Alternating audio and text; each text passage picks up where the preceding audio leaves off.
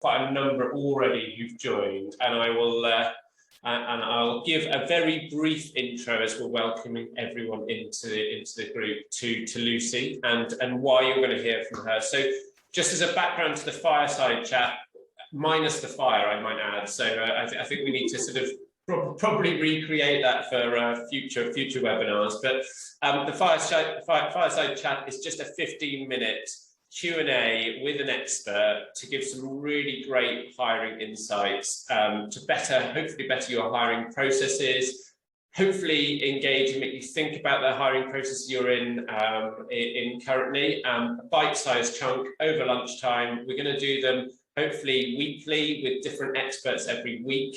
So there'll be really great insights and a great opportunity to sort of drop in whilst you're eating your lunch. Gain some amazing knowledge and then go from there. So, welcome, Lucy. Oh, thanks, Ed. So, Lucy, my sister, has over 20 years experience, or is it just under 20 years? No, it's about 24 now. 24, so just over 20 years experience in the recruitment industry. Lucy has evolved in what she's done from being a recruiter to then being an entrepreneur and starting her own business, CNC Search, with yours truly. So obviously a great business, placing over 15,000 assistants and HR execs as well. And that business has gone from strength to strength. And then, like all of us, the last year, Lucy did this incredible thing of pivoting the whole business to an online training academy. And this is going back and using many years of coaching and training various different individuals. And I have to say that has been an absolute, I think over 5,000 courses taken now. It's something. Yeah, 5,000 students. Yeah. And this has also moved on now as well to launching into corporate clients. And so Lucy's gone and worked with the likes of Impact Asset Management, Warner Brothers, Sony, Amazon. Am I missing it? Campbell Soups. BlackRock, Wellington, loads. Yeah. There's loads and loads of them, and sitting around the table and helping and coaching the partnership level, senior management, etc. So some really great insights into first, well done for getting up and doing that, because that's a hell of an act. But helping all those businesses really think and redress how they're looking at hiring, bettering processes in place, and then getting techniques, more importantly, going forward. So we'll spend 15 minutes with Lucy just racking her brains for all of the different things that businesses can be doing. And then naturally we'll link that back to Stryve. So you'll have an opportunity at the end there if you've got any questions about Stryve, or you want to ask more about the product offering that we've got, and how that can use some of Lucy's techniques that hopefully she'll talk about to go through from there. So, Lucy, first question. Okay. What is the point of thinking about diversity and inclusion when hiring? What do you think the point is? Okay, fantastic. Well, first of all, lovely to be here with you all, Ed, and thanks very much for asking me to be your very first guest, and I'm really looking forward to the rest of the series. I know you've got some amazing guests coming up, and I can see some people here I know very well, and really lovely to have the opportunity to share some of my thoughts and insights. So why on earth would we look at diversity and inclusion when we're hiring? Well, we're hearing more and more about just how critical it is in terms of the process, but I like to look at it more broadly than just statistics. So we know that it has a positive impact on shareholder value. So there's a big push now for organizations to really embrace diversity and inclusion. We know it combats group thinking, so it mitigates excessive risk-taking. We're 33% more likely to outperform peer companies if you have a diverse team. And we know also that there is an extensive piece of research delivered by McKinsey that companies' culture, profitability, retention, development is all hugely positively impacted by looking at, or by creating a more diverse workforce, which obviously starts with hiring. So we've got statistics like 19% higher innovation revenues. We've got, I think the Fast Company said that organisations with above average gender diversity outperform companies that haven't by 58%. 67% of all people looking for roles really consider diversity important when considering which role they're going to go for. And we can see that from Glassdoor. What else? Okay, so I think that we can also just turn to the fact that Glassdoor also showed us that 50% of our current employees really want their workplace to do a lot more to increase diversity.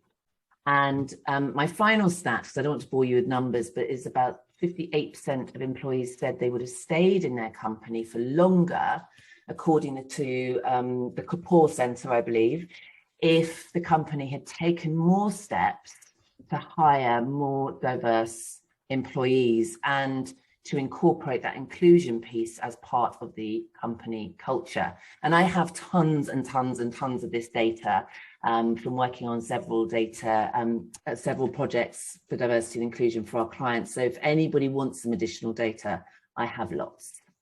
I wonder, Lucy, when you go and sit with a board or a senior management team, you must notice a few individuals around that table who don't believe in the stats and the numbers. So is there any insight you've got in terms of slightly changing that view or sort of combating that kind of negative feeling towards it?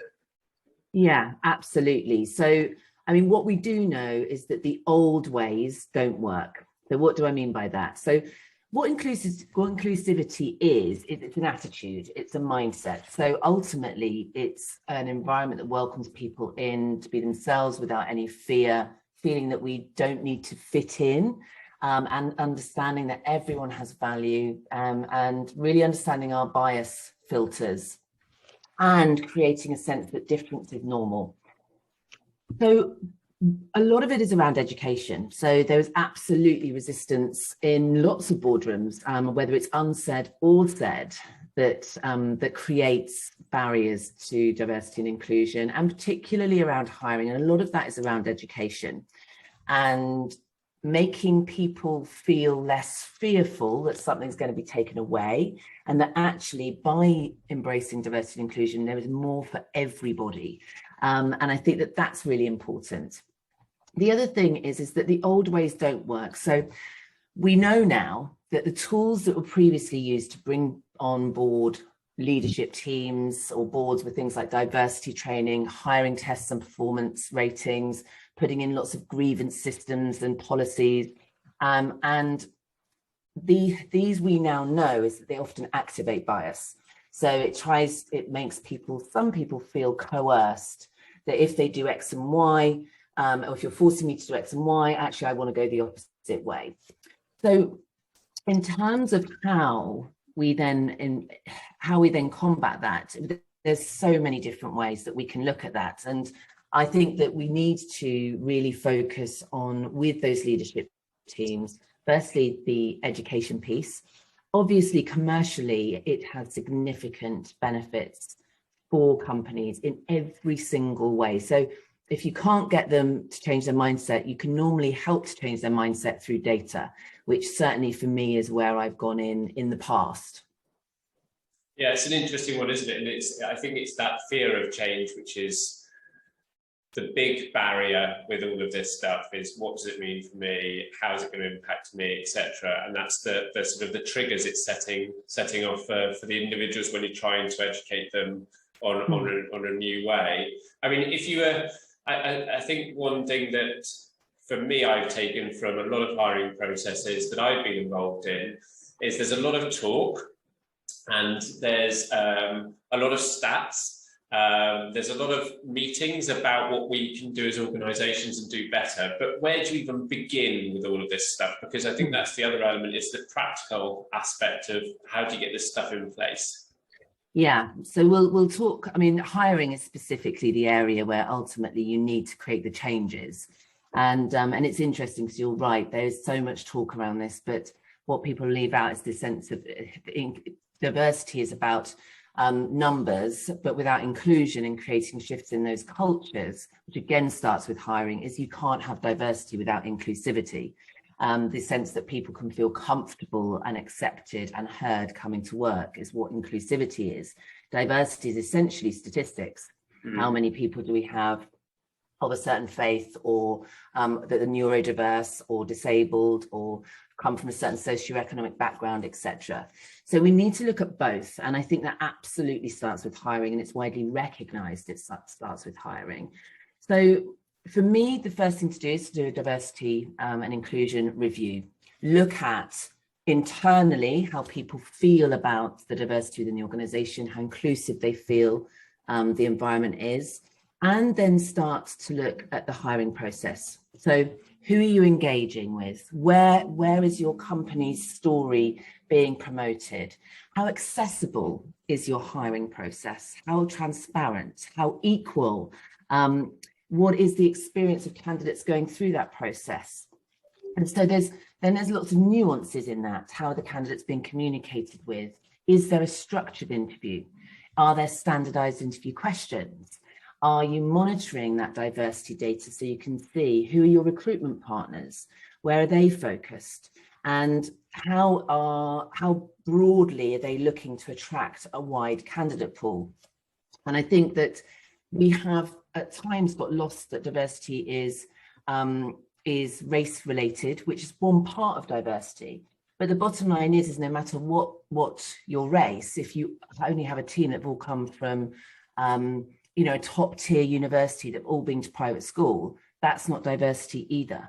So it's understanding that there's lots of levels, and to do that you really need to create an accessible, communicative, transparent, standardized process by which you interview, and gain recruitment partners that really deeply understand how critical this work is. And I believe it's our responsibility to the community, to society, to future generations, that this isn't just talk, and it does take action.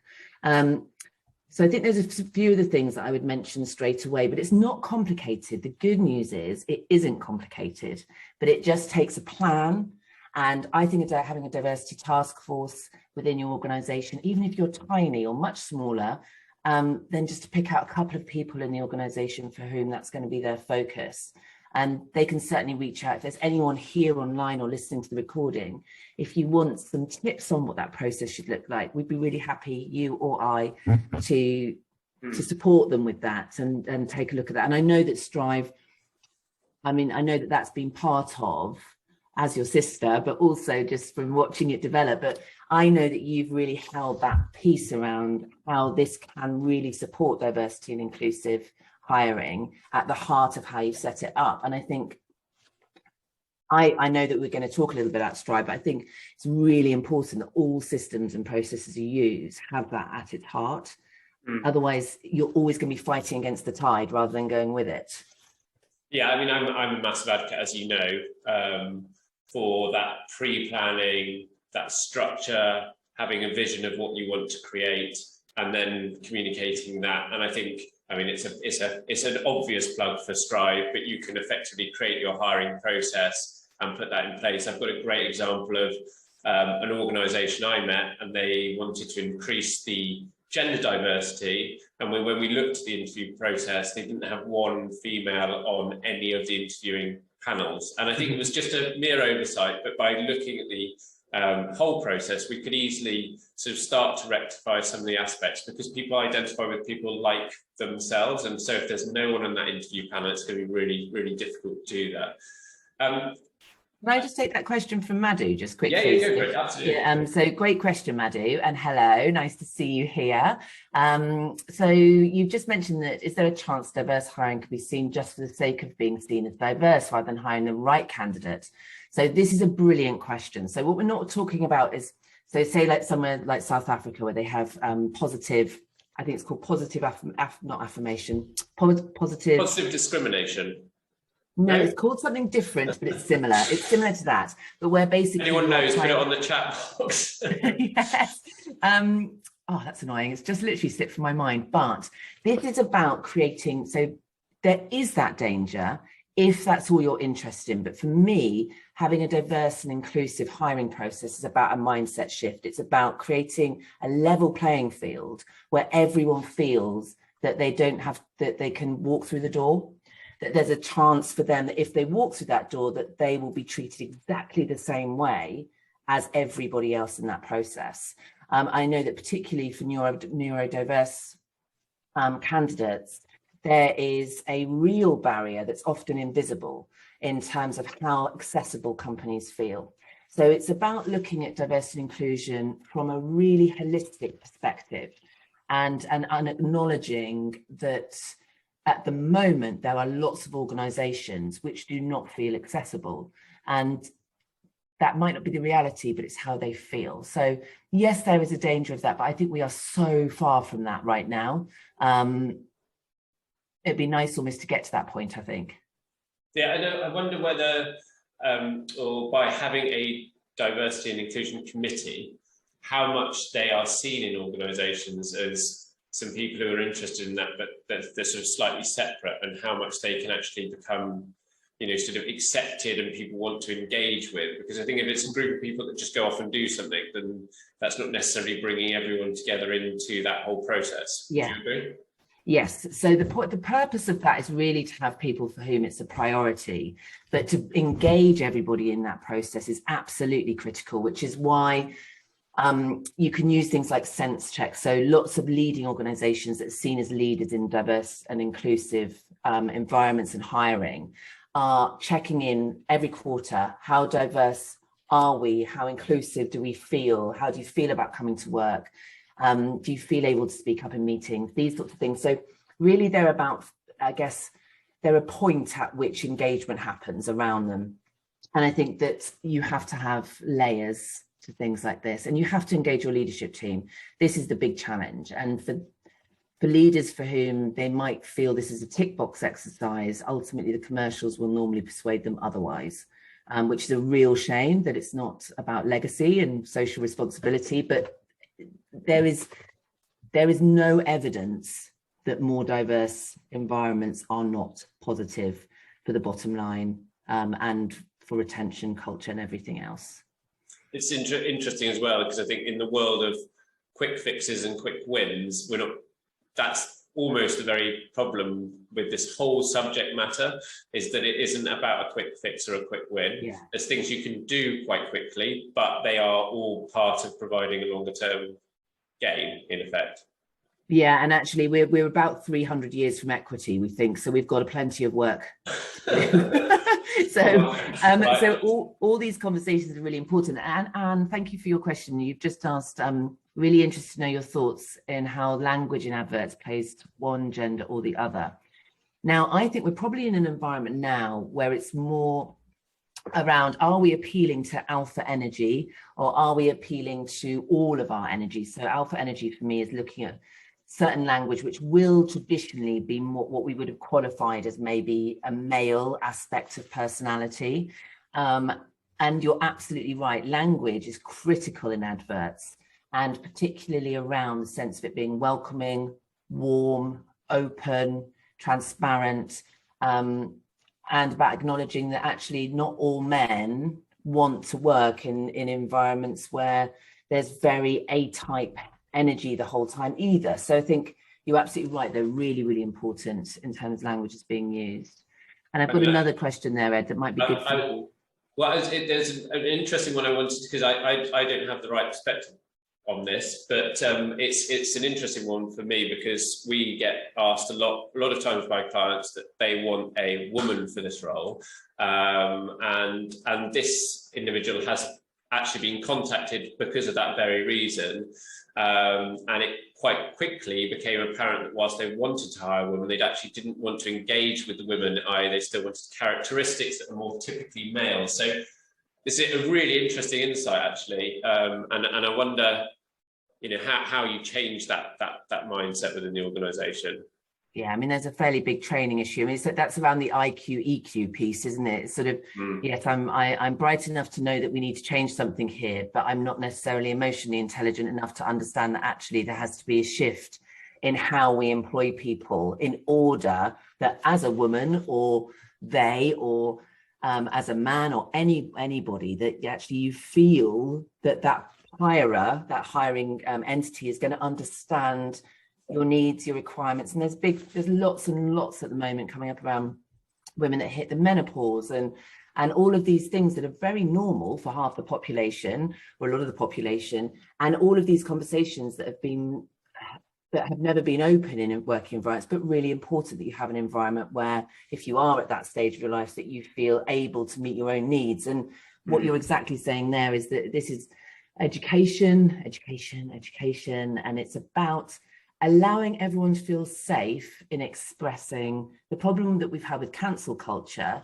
is that somebody may not feel able then to express a lack of understanding around certain areas or a need for education, and actually can feel alienated from the conversation. So yeah, I think it's an ongoing challenge, but very education related, in a space where people feel that they can say, actually, I don't understand that. How do I change?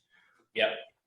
It's an interesting one as well, because Katie asks about sort of showing candidates that actually they're going through an inclusive process when being hired, or not, as the case may be, because the reality is typically there's only one job, and therefore the majority of those applicants aren't going to be right. And for me, this actually strikes a real chord of how poorly most companies hire, because there is no communication. So, often people who aren't right for the job don't even get a notification that they're not right for the job, and the reason why they weren't.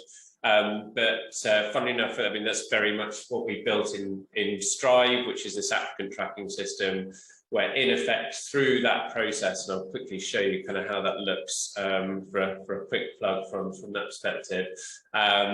But that really shows you kind of how you can automate all of this. So here are the various different buckets that you can effectively create with your interview process, and then all of the automated actions. So let something like technology help you with that process. And in effect, you can then demonstrate to people that there's communication flow there, that when you're interested in, for example, a candidate engagement survey, and you can talk them through so how you manifested the process and what the process looked like, etc.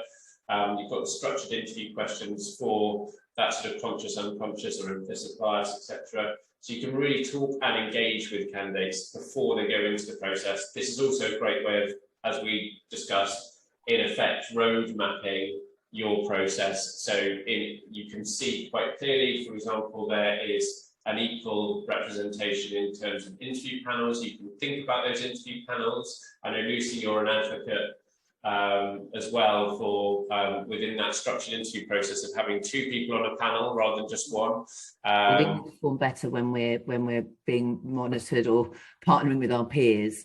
And I think the other thing about that inclusive piece around how do you show candidates is Ed's absolutely right. It's the communication piece, but it's letting people know and understand how you hire, what the process looks like, where your commitment is demonstrated to diversity and inclusion. So we are committed to diversity and inclusion, and explaining how that's represented through the process that you use, and things like, I know that redacted CVs, very important. So it may be that, I don't know, let's say you're using Stryve, and every application that comes in to Stryve then gets a notification saying, thank you so much. If you're invited to interview, this is how we work, that your CV will be anonymized, and that this is one of the ways that we're committed to diversity and inclusion. Here are the others. This is what you can expect. So it's looking at that communication, but I think this is to make a statement of commitment. It's that piece around taking radical responsibility for our own action and walking our talk. And I think that can be delivered in lovely communication points all the way through a hiring process,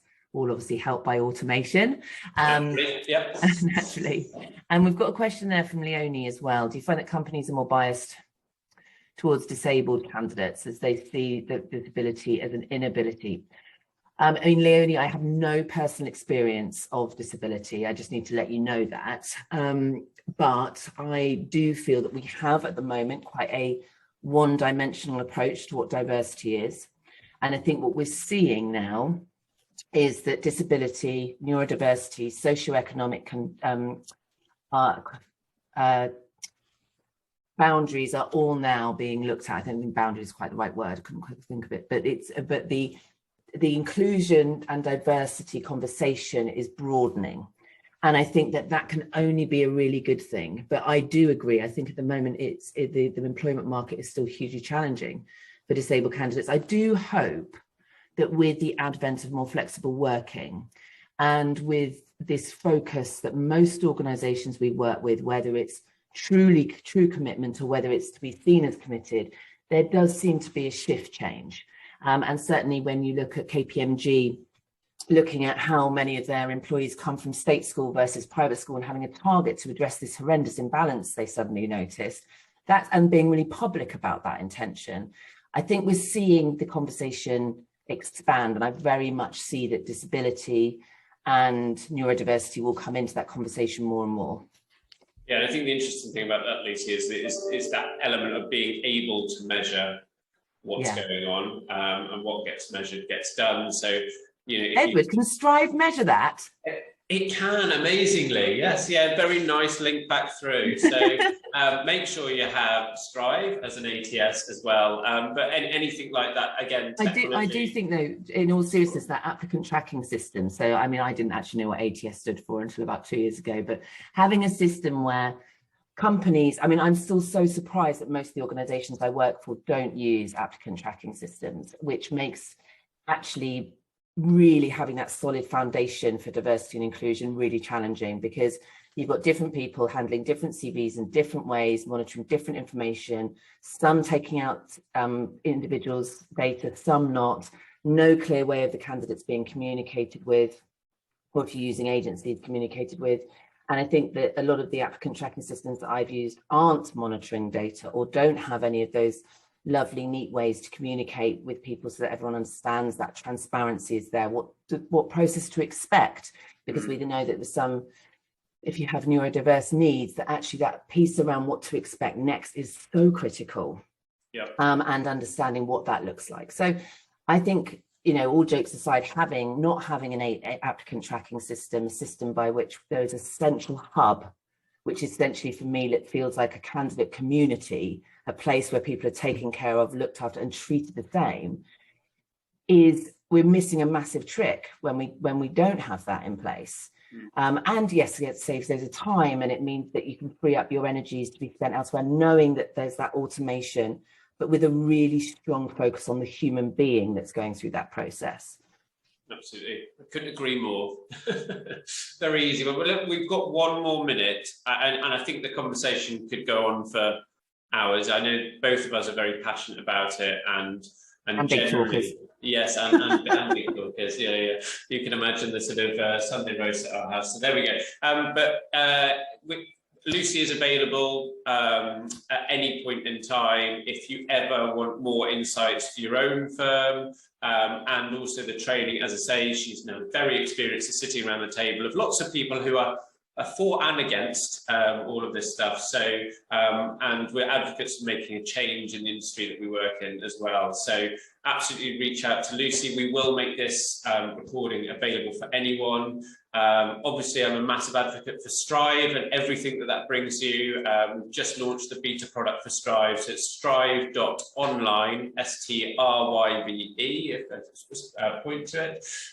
So please do take a look at that as well and help your company improve the way that it looks at hiring overall. But Lucy, thank you very much for your insights. As I say, we're back next week. So please do come and join us for, we've got Rachel Patterson, who's a HR consultant, and we've got a whole new topic to talk about. Yeah, she's absolutely brilliant. So thank you, everybody. And yeah, we will see you all soon.